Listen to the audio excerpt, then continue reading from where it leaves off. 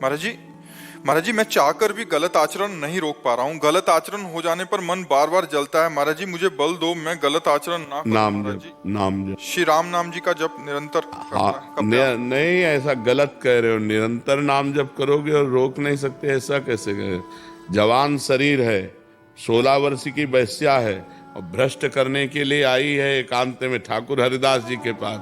पर हरे कृष्ण कृष्ण कृष्ण हरे हरे, हरे राम राम राम हरे, 3 लाख नाम जप करते हैं। क्या प्रभाव हुआ? वो वैश्या हरिदासी बन गई, लेकिन हरिदास जी के हृदय में काम उत्पन्न नहीं कर पाए। भगवान नाम में अपार। हाँ, जो संत का हृदय है, ऊसर बरसई तृण नहीं जामा, संत हृदय जिमें उपज न कामा। यदि नाम जप करोगे तो ये बात नहीं आएगी कि हम जीत नहीं पा रहे हैं। नाम जप करो, अच्छे से नाम जप करो, भगवान से प्रार्थना करो, मोबाइल से गंदी बातें मत देखो, गंदे बच्चों का संग मत करो, गंदा आहार मत पाओ, तब संयम में आ जाओगे। समझ पा रहे हो? दंड बैठक मारते हो कितने मिनट? सुबह 100 बार दंड बैठक डाल। अच्छा, 1-2 किलोमीटर दौड़ लगाओ, लगाते हो? और नाम जप करो। फिर कैसे? क्या गंदी आदत है तुम्हारी? वही महाराज जी, ब्रह्मचर्य नष्ट हो जाता है इसका। ब्रह्मचर्य अपने आप थोड़ी नष्ट होता है, बहुत अशांत है महाराज जी। हमारी गंदी आदतों के कारण होता है। ब्रह्मचर्य अपने आप नष्ट नहीं होता। ब्रह्मचर्य ऐसा नहीं है घी में ताप लगेगा तभी पिघलेगा, ऐसे नहीं है। उसके बाद शांत होता है, लेकिन 20-25 दिन में फिर गिर जाता है। सावधान रहो, धीरे धीरे धीरे धीरे अभ्यास में और बढ़ाते जाओ, अंतराय पड़ता जाएगा। नाम जप और बढ़ाते जाओ, गंदी बातें देखना बंद करो। गंदी बातें देखो, हम आपको सच्ची बताएं, बिजली बिना कनेक्शन के नहीं जाती है, कनेक्शन होगा तभी बिजली जाएगी। ऐसे ही मन हमारा गंदगी में तभी जाता है जब कनेक्शन होगा। कुछ देख रहे हो, कुछ सुन रहे हो, कुछ बोल रहे हो, कुछ कर रहे हो, तभी मन तुम्हारा गंदगी में जाएगा। नहीं, स्फुरणा होती है और शांत हो जाती है। तो हमारा मन जैसे भगवान से विमुख होकर जब विषय में जाता है ना, तो या तो हमारा भोजन बिगड़ गया या हमारा दृश्य बिगड़ गया। कोई हमने गंदा दृश्य देख लिया, दृश्य से भी होता है। सौभरी जी यही वृंदावन में मछली को मैथुन करते देख करके काम से पीड़ित हो गए और मानधाता की 50 पुत्रियों से ब्याह किया। अजामिल ने जंगल में वैश्या और वैश्यागामी पुरुष का संसर्ग देखा और भ्रष्ट होकर के वो वैसे ही हो गया। तो दृश्य भी बिगाड़ देता है हमारे चित्त को, संसर्ग भी बिगाड़ देता है, भोजन भी बिगाड़ देता है। तो हम दृश्य से बचें, संसर्ग से बचें और नाम जप करें। तो निश्चित है जितने साधु महात्मा है सब भगवान के बल से ही तो ब्रह्मचर्य है, भगवान के बल से ही तो अच्छे आचरणों वाले हैं। इसलिए हमें लगता है भगवान का बल आश्रय लो और चिंता मत करो। अभी तो बच्चे हो, निकल जाओगे, अच्छे से निकल जाओगे यदि सही ढंग से चलोगे तो। ठीक है? श्वेता सिंह सिन्हा जी कानपुर से। राधे राधे महाराज जी। महाराज जी, शरीर में प्राण क्या है, इसमें निर्धारण का खेल कौन कर रहा है और कैसे? 5 प्राण हैं, उनको 10 प्राण भी कहते हैं। ये जो वायु आ जा रही है ऊपर नीचे, जैसे अपान वायु जो नीचे से निकलती गुदा द्वार से, प्राण, अपान, व्यान, समान, उदान, इन 5 प्राणों के द्वारा हमारे शरीर का संचलन हो रहा है। ये प्राण आना और प्राणवायु जाना, नीचे से प्राणवायु निकलना और प्राणों के द्वारा पूरे शरीर का संचलन होना। प्राण, अपान, व्यान, उदान, समान, ये 5 प्रकार के प्राण हैं। उनके छोटे हिस्से में 5 और हो गए तो उनको 10 कहते हैं। इन प्राणों का जो संचलन करता है वो ईश्वर होता है। ईश्वर जो आत्म तत्व, जैसे सब यंत्र जितने भी हैं, चाहे ठंडा करें, चाहे गर्म करें, चाहे प्रकाश करें, चाहे मोटर चलावें, उनमें पावर बिजली है। ऐसे चाहे पाप करे, चाहे पुण्य करे, चाहे अच्छा हो, चाहे बुरा हो, चाहे महात्मा हो, चाहे दुरात्मा हो, सब में पावर जो बैठा हुआ है वो परमात्मा बैठा हुआ है, ईश्वर बैठा हुआ है। सबका संचालन ईश्वर कर रहा है। और ईश्वर कौन है? आप ही हैं। आप अपने को भूल करके शरीर मान लिए, स्त्री मान लिए, पुरुष मान लिए। जब आप इसको छोड़ोगे और वहां पहुंचोगे तो चीज वही मिलेगी। जैसे कंगन है, बाला है, नथुनी है, हार है, ये सब इकट्ठा करके अलग अलग नाम दिए गए, लेकिन है क्या? सोना। सोना ही तो है ना। उनके नाम अलग अलग हैं, कंगन, हार, नथुनी, बाला, माथे की बिंदिया, अलग अलग उनके हम नाम दे सकते हैं, पैरों में घुंघरू, अलग अलग नाम दे सकते हैं, करधनी, लेकिन है क्या? सोना। ऐसे जड़, चैतन्य, स्त्री, पुरुष, मूर्ख, विद्वान, है क्या? परमात्मा। उसको जान ले तो जानत तुम्हें हो जाए। जो उसको जान लिया तो वही चीज आप हो। अब आप ये नहीं हो और हम इसी में फंसे हैं, आप में ही फंसे हैं, इसी में तो फंसे हैं। आपका, अब जैसे पूछे आपका क्या स्वरूप है, तो आप सीधे परिचय शरीर का देंगे, अमुक जगह जन्मा हूं मैं, अमुक कुल में जन्मा हूं मैं, ऐसा हूं मैं, ऐसा हूं, जबकि आप ये नहीं हैं। ये आपको एक सवारी मिली है परम पद तक पहुंचने के लिए। ये गाड़ी है, आप गाड़ी नहीं है। स्थूल, सूक्ष्म, कारण, 3 शरीर हैं और आप उन शरीरों के दृष्टा हो, साक्षी हो, प्रेरक हो। इनमें क्रियाएं हो रही हैं माया के द्वारा, उनको आप अपने ऊपर मान रहे हो, इसीलिए भोक्ता बन गए। कर्ता बन गए तो भोक्ता बन गए, दृष्टा से हटे कर्ता बन गए तो फिर भोक्ता बन गए। इसीलिए बार बार जन्म, बार बार मरण होगा। पुनरपि जननम पुनरपि मरणम पुनरपि जननी जठरे शयनम। तो इसको समझो, नाम जप करो, शास्त्र स्वाध्याय करो, सत्संग सुनो, पवित्र आचरण करो। हमारी ये बात सब मान लो तो सबका मंगल हो जाएगा, सब दुख नष्ट हो जाएंगे। परमार्थ बहुत ऊंचाई है, पर इतना करो, नाम जप करो। गंदे आचरण जो जानते हो वो कदापि मत करो, गंदा भोजन मत करो, दूसरों की भलाई करो, अभी आनंद आ जाएगा। मनुष्य जीवन आनंद लेने के लिए, लेकिन हम लोगों ने गलत जगह आनंद को स्थापित किया। मन बेविचार में लग गया, चोरी में लग गया, हिंसा में लग गया, नरक, जेल, यही भोगना पड़ रहा है। तो हमको चाहिए कि थोड़ा मन से हमें लड़ना होगा, मन को हमें गलत रास्तों से हटाकर सत्य मार्ग में चलाना होगा। असतो मां सदगमय, तमसो मां ज्योतिर्गमय, मृत्युर्मां अमृतम गमय। मृत्यु से अमृत की यात्रा, अंधकार से जीवित की यात्रा। ये अंधकार में जीवन हमारा है, जो हम विषय भोग करके अपने समय को व्यर्थ नष्ट कर रहे हैं। ये अंधकार में जीवन, भगवान का चिंतन, निरंतर भगवान का चिंतन, यही आनंद में जीवन है। प्रेरणा जी दिल्ली से। राधे राधे महाराज जी। महाराज जी, जब भी मैं भगवत स्मरण, जप या ध्यान करती हूँ तभी असंगत और बीते हुए समय की व्यर्थ बातें मन पर हावी हो जाती हैं, जो बातें अब मायने नहीं रखती। महाराज जी, इस मानसिक विक्षेपों से कैसे पार पाऊं महाराज जी? पागल आदमी रोड में खड़ा गाली दे तो हम उससे मतलब नहीं रखते। ऐसे इस समय मन पागल है, पक्का समझो। इसको ऐसे उपेक्षा करनी जैसे पागल आदमी रोड में जा रहे, पागल आदमी आपको गाली दे रहा हो, ईंट मार रहा हो, आपको बुरा थोड़ा लगे कि पर ये लगेगा यार पागल आदमी है। ऐसे इस समय मन विषय में पागल है, संसार में पागल है, माया में पागल है। जब हम भजन में बैठेंगे तो भूत की बातें, भविष्य की बातें, वर्तमान की चिंता लेकर के या व्यर्थ की बातें वो मन हमारे सामने पेश करता है। जो मन में छुपी हुई वासनाएं वो बाहर आती हैं। हमको चाहिए कि डट करके नाम जप करते रहें और उनको इस तरह उड़ाते रहें जैसे पागल आदमी की बातें। मेरा मन, मैं मन, अब ये सोच लिया तो करना ही है। देखो ना, अब ये मन हट ठाने तो मुझे करना ही पड़े। क्यों करना पड़ेगा? अब वो जलाएगा।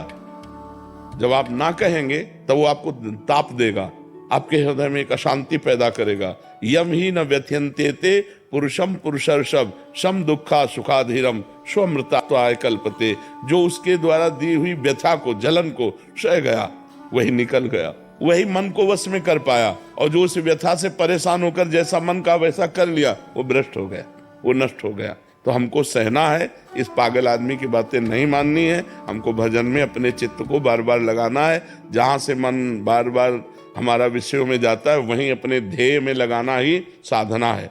और जब लग जाएगा तब तो कहने की बात नहीं हो, तो आनंद का अनुभव होगा। नितिन शर्मा जी।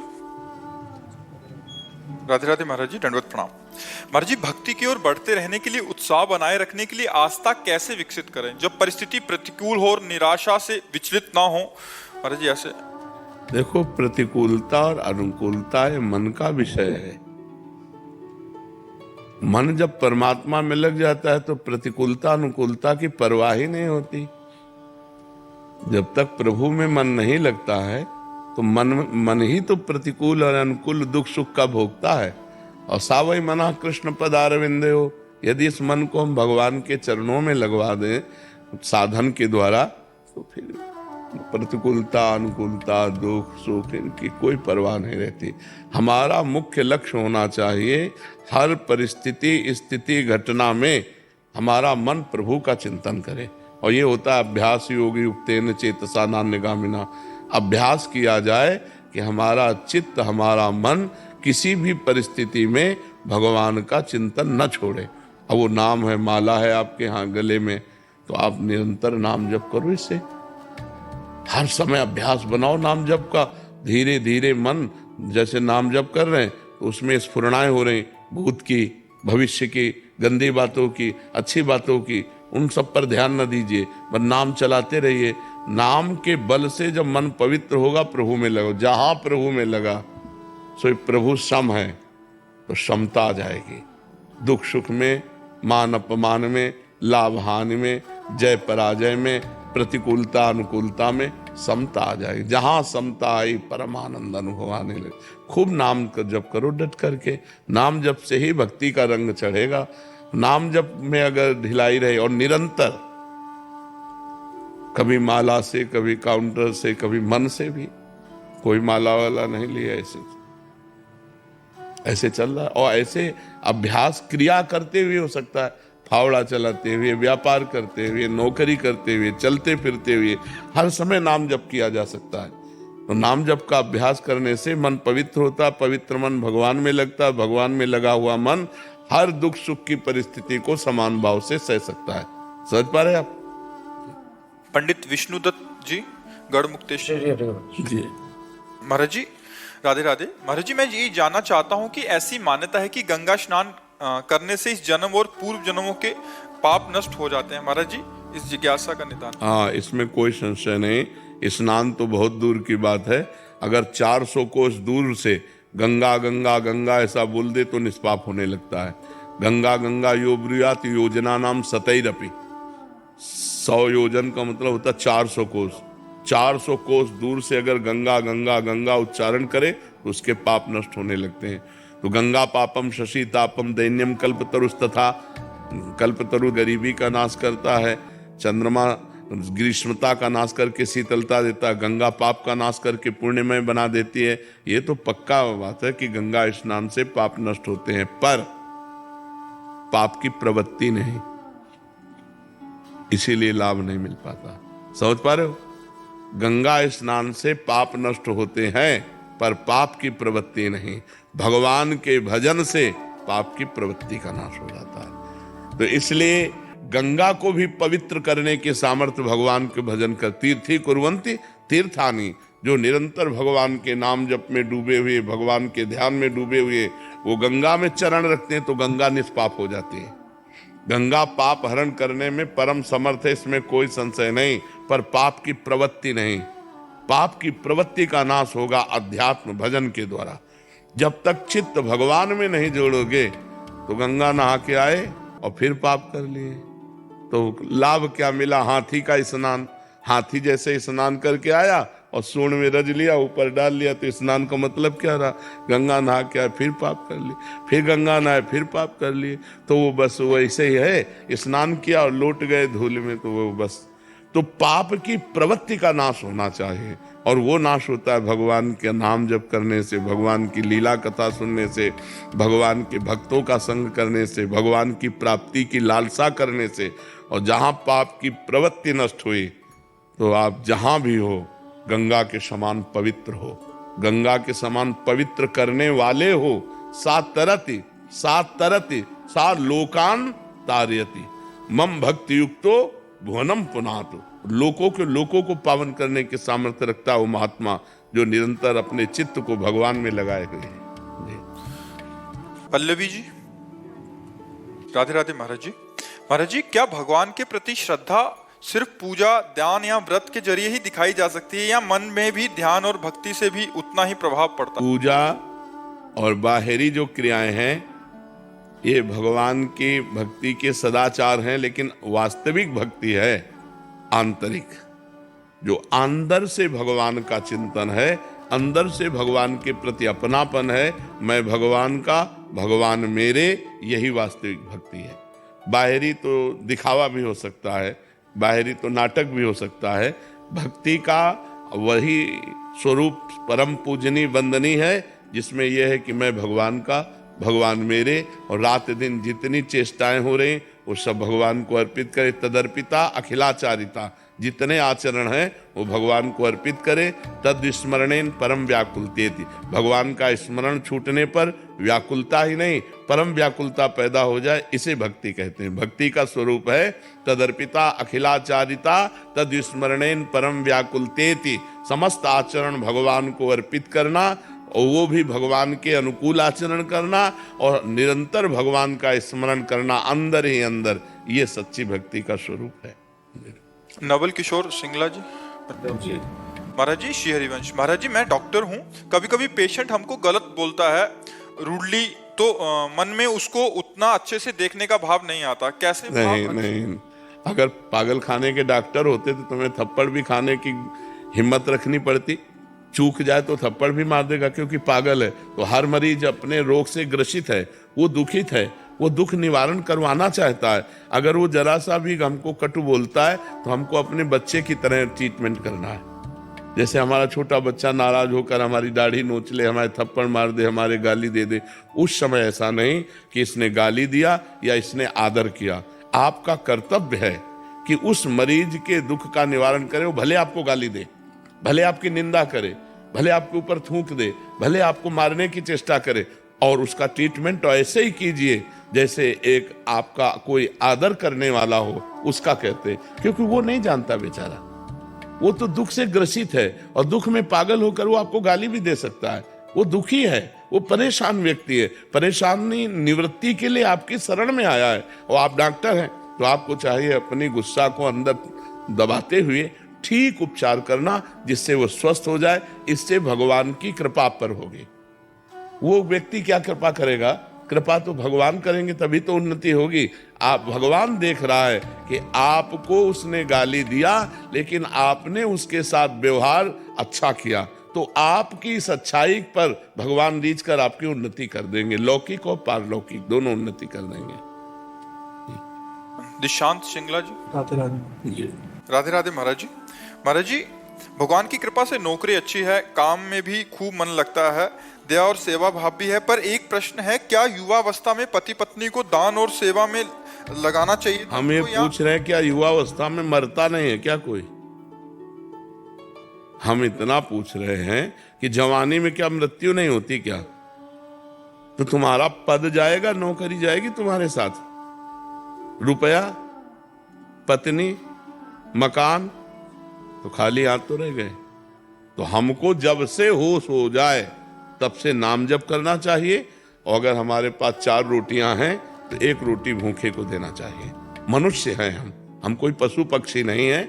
अगर 4 रोटी भगवान ने हमें दी है तो 1 रोटी हम किसी भूखे को देकर, पशु पक्षी गाय मनुष्य किसी को हम 1 रोटी खवा सके, इतना हमें योग्यता होनी चाहिए और नाम जप होना चाहिए। इसमें जवानी बुढ़ापा किसी कोई लेना देना नहीं, कभी भी हम मर सकते हैं। हमको परलोक की तैयारी करनी है, यहाँ का यही सब रह जाएगा, हमारे साथ कुछ नहीं चलेगा। तो जो चलेगा वो तो कमा ले, चलेगा दूसरे के प्रति दिया हुआ दान, चलेगा परोपकार, चलेगा भगवान नाम, चलेगा दूसरे के कष्ट में जो परोपकार किया वो तो आपके साथ। जो धन है, ये इनका कहना आगे कि जो धन है उसको अपने बच्चों के भविष्य के लिए रख दें या कुछ हिस्सा निकालिए, 100 में 10 रुपया निकालिए, 100 में 10 रुपया निकालिए कि पशु पक्षियों को, गौ सेवा, मनुष्य सेवा, जहाँ ऐसे बीमार लोग हैं जिनके पास पैसा नहीं है, तो हम अगर 10-10 रुपया इकट्ठा करके और अगर हम 500 रुपया 2-4 महीने में किसी मिशन में दे देते हैं तो हमारा धर्म कार्य में लग जाएगा। उसके विभाग कीजिए। मान लो 100 रुपया है तो 25 रुपया वर्तमान के भोग के लिए और 25 रुपया बच्चों के लिए और 25 रुपया जिस व्यापार को कर रहे हैं उसको बढ़ाने के लिए, 75, अब 25 बचे, अब इसमें कुछ मनोरंजन में लगा दीजिए, कुछ दान पुण्य में लगा दीजिए। तो वो उसका विभाग कीजिए, धन का विभाग कीजिए। ऐसा थोड़ी कि अगर बच्चों को करोड़पति होके सुखी होना है तो तुम चवन्नी न जमा करो, करोड़पति होके सुखी हो जाएंगे। और अगर उनको फुटपाथिया बनना तो वो ऐसे आचरणों से युक्त हो गए। तो हमें लगता है बच्चों के संस्कार बनाने चाहिए, इतना प्रवीण बनाना चाहिए कि वो अपने पैरों के बल खड़े होकर के खुद कमाना सीखें। बैंक बैलेंस खास बात नहीं है, बच्चों के लिए बैंक बैलेंस खास बात नहीं है, वो प्रमादी बना देगा। बच्चों को जरूरी है कि उनको इतना, भले कुछ नहीं आता तो लेबरी करो, तुम्हें कुछ नहीं आता एक साइकिल सुधारना सीखो, कुछ कर्तव्य करना सीखो। यह नहीं है कि हम रईस है, नहीं, छोटा से छोटा काम बच्चों को सिखाना चाहिए कि कल की परिस्थिति यदि ऐसी आवे तो तुम प्रवीण होकर भोजन पा सको। बैंक बैलेंस के सहारे तुम प्रमादी या अभिमानी मत बनो। कुछ हिस्सा पिता ने जैसे हमको प्रॉपर्टी दी है ऐसे हम अपने बच्चों को दें, हमारा कर्तव्य है। ऐसे वो बात तो ठीक है, लेकिन बच्चों की यदि उन्नति चाहते हो तो संस्कार उनमें बनाओ, उनमें आध्यात्मिक संस्कार बनाओ, उनमें मानवता भरो, उनमें सद्गुण भरो, तभी वो सुखी रहेंगे। नहीं तो देखो, एक गलती की आजीवन जेल, क्या करेगा तुम्हारा बैंक बैलेंस? बच्चे ने एक गलती कर दी, आजीवन कारावास, अब तुम्हारा बैंक बैलेंस, तुम्हारी पढ़ाई लिखाई सब करवाई बेकार हो गई ना। उनमें संस्कार भरो, उनमें सद्गुण भरो, उनमें परोपकार की भावना बनाओ, जिससे वो हिंसा, व्यभिचार, व्यसन से मुक्त होकर वो अब मंगलमय जीवन जिए। पलक अरोड़ा जी दिल्ली से। जय श्री राधे। महाराज जी आपके चरणों में कोटि कोटि प्रणाम। महाराज जी एक समस्या है, शुरुआत में नाम जप का आनंद मिल रहा था और भाव में रोना भी आता था। कुछ समय से नाम कम होने लग गया है और मन भोगों की तरफ आकर्षित होता है। निर्णय नहीं ले पा रहा हूँ कि कोई अपराध बन गया है या बैटरी डाउन हो गई है। महाराज जी मेरा मार्गदर्शन। ऐसा नहीं होता, 3 गुणों का प्रभाव है। जब सतोगुण की वृद्धि होती है तो भजन में रुचि होती है, जब रजोगुण की वृद्धि होती है तब भोगों में रुचि होती है, जब तमोगुण की वृद्धि होती है तो निद्रा, आलस्य, प्रमाद की रुचि होती है। तो इस समय आपका खान पान, व्यवहार, मिलना जुलना, रजोगुण अधिक हो गया, सतोगुण दब गया, तो रजोगुण की वृत्ति भोग प्रवृत्ति, भोगों की तरफ प्रवृत्ति जाना, भजन में रुचि न रहना, बाहरी बहिर्मुख बने रहना, ये रजोगुण का लक्षण है।